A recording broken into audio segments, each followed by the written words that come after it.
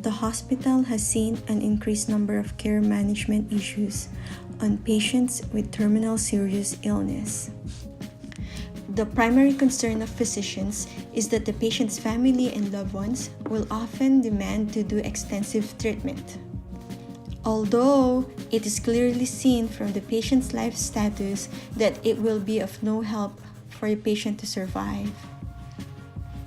The administration has invited several speakers to discuss and educate the organization on the ongoing challenge of handling palliative care patients with family having Catholic as their religious belief.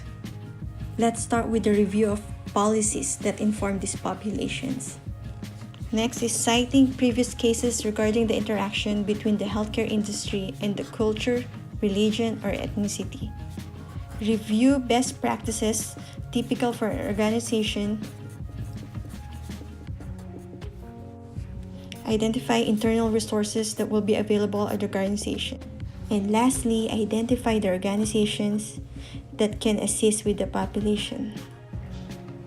Policies are meant to streamline the running of health facilities and provision of quality health care to the terminally ill patients and 2014.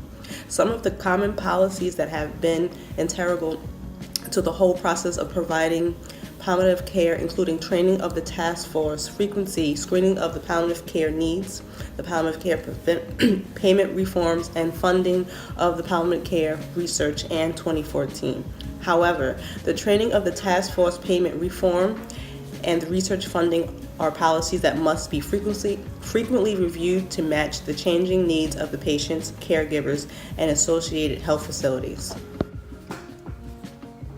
Palliative care for Catholics in long-term care facility. According to Catholic Insight on 6 February 2015, the Supreme Court of Canada unanimously struck down the ban on physician-assisted suicide, stating, "The prohibition on physician-assisted suicide infringes on the right to life, liberty, and security of the person in a manner that is not in accordance with the principles of fundamental justice."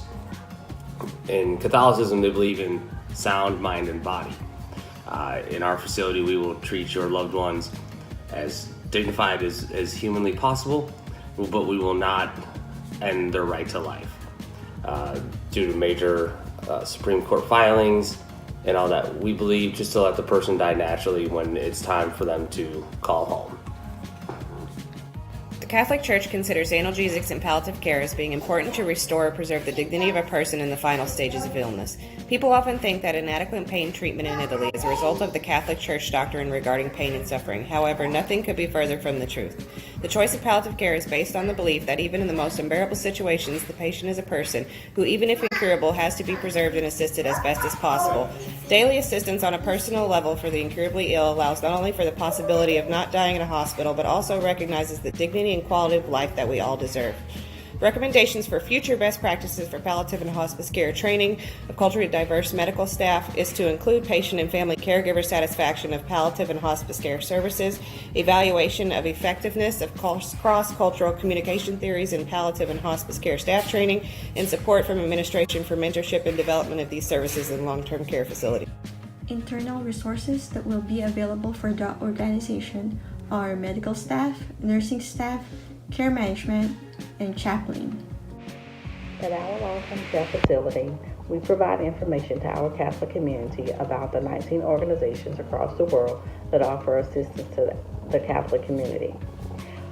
3 of the top associations that the Catholic community can get a great deal of information from is the Catholic Health Association, in which this is an organization where facilities and their religious congregations work together to achieve success in transforming the delivery of health care in the Catholic community amongst hospitals, long-term care facilities, and other healthcare facilities. Another organization that we have is the United States Catholic Mission Association, in which this organization puts emphasis on the cross-cultural health mission and hospital care and long-term care facilities. And the last top organization that we have is the Pontifical Mission Societies in the United States, in which they are an organization that promotes the spirits of prayer and sacrifice. They offer prayer, personal sacrifices, and financial support for the Catholic community. They also have different divisions up under these organizations that serve as the same purpose. For more information, you can find detailed information on these organizations at Catholic Health Association online. Thank you for listening. Have a good day.